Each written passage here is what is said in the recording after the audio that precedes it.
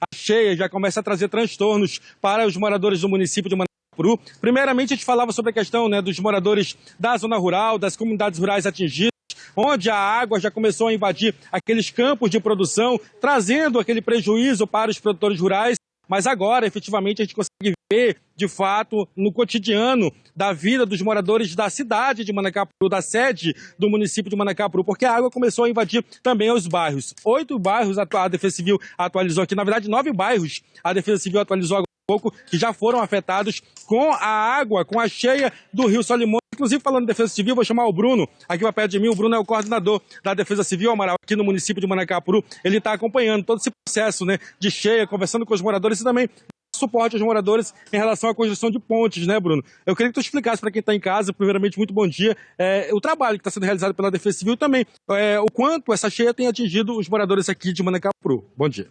Bom dia a todos. Aqui no município de Manacapuru, a cheia está maior do que pensávamos, mas nós já estamos trabalhando todos os dias incansavelmente, procurando ajudar essas pessoas que sofrem. Já fizemos pontes em nove bairros diferentes no município, mais de 1.000 metros de ponte já foram feitos. E procuramos todo momento ajudar as pessoas no que elas precisarem. Estamos aqui todos os dias na rua procurando minimizar os impactos. Especificamente é um ponto que está recebendo ponte agora, né, Bruno? Essa avenida, Amaral e amigos que estão em casa, é uma das avenidas mais movimentadas aqui do município de Manacapuru, que dá acesso ao bairro de Correnteza e também ao bairro do Biribiri, onde há indústria, onde há fábricas, onde há frigoríficos, e aí essa via não pode ficar interditada a 100%, porque passam carretas por aqui para embarque e desembarque e também com a questão, né, com o advento da situação que aconteceu no porto de Terra Preta, o porto provisoriamente está funcionando em Correnteza. E aí é por essa passagem que esses barcos, aliás, que as pessoas precisam fazer a questão do embarque e desembarque em caminhões, em carro de pequeno porte também. Qual o trabalho está sendo feito aqui, Bruno, para não deixar com que essa via fique isolada de forma total? Nós estamos fazendo ponte dos dois lados da via, deixando a principal livre para poder também passarem, visto que é o único porto, é o porto mais acessível no momento, é o porto que mais estamos utilizando, e devido às empresas também, podemos ver muitas carretas passando, carros toda hora sendo movimentados, tendo movimentação nessas ruas, e não podemos isolar o bairro da Correnteza por causa disso. Em relação às famílias que estão sendo afetadas, né, na cidade, qual o suporte está sendo dado, além da questão da construção das pontes? A gente sabe que há também suporte para aquelas famílias que de repente queiram sair do local. Como que vocês estão lidando com essa situação e como que essas informações chegam até a Defesa Civil para que sejam atendidas? Todo momento que eles chegam à ocorrência na Defesa Civil, nós fazemos a visita para esse pessoal, vemos a situação deles. Se por um acaso precisar sair da casa, nós iremos disponibilizar outro lugar, iremos ajudar de maneira possível. Ainda não ocorreu isso, mas caso ocorra, nós estaremos preparados para ajudar a família. E na zona rural, que estão tendo informações para os amigos que estão em casa, como está a situação, né, dos moradores da zona rural? Haja visto que a cheia era uma cheia que não se esperava tão grande, mas já se anuncia que vai ser uma cheia grande, porque a gente vai pelo menos até a segunda quinzena de junho com essa cheia, né? O pessoal da zona rural, nós estamos toda hora conversando com eles, conversando com os ACS, que é o nosso ponto direto com eles.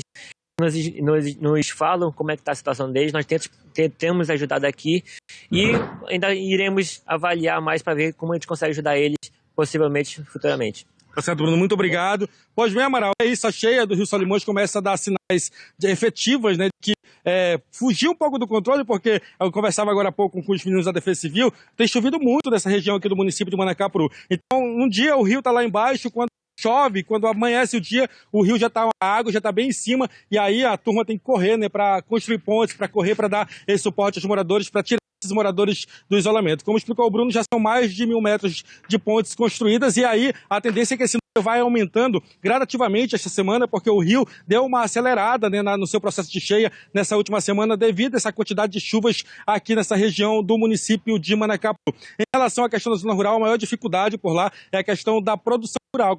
Como eu falei, alguns campos de produção foram invadidos, fazendo com que esses produtores perdessem a sua produção ou acelerassem o processo de colheita. E aí o produto perde valor, e aí tem toda uma questão de logística também que dificulta muito para essas pessoas que moram na zona rural do município de Manacapuru. Pois bem, Amaral, a gente vai seguir acompanhando, né, de forma mais célere e também aqui em Manacapuru, de forma mais precisa, essa questão da cheia, porque a gente percebe o quanto isso tem atingido a vida dos moradores. São 9 bairros atendidos aqui em Manacapuru e, claro, né, a gente vai reportando sempre no Alô Cidade e durante a programação da Acrítica. Volto com você, meu amigo. Agora, Herisson, uma preocupação aí em Manacapuru com a subida do Rio Solimões também diz respeito à produção rural, né?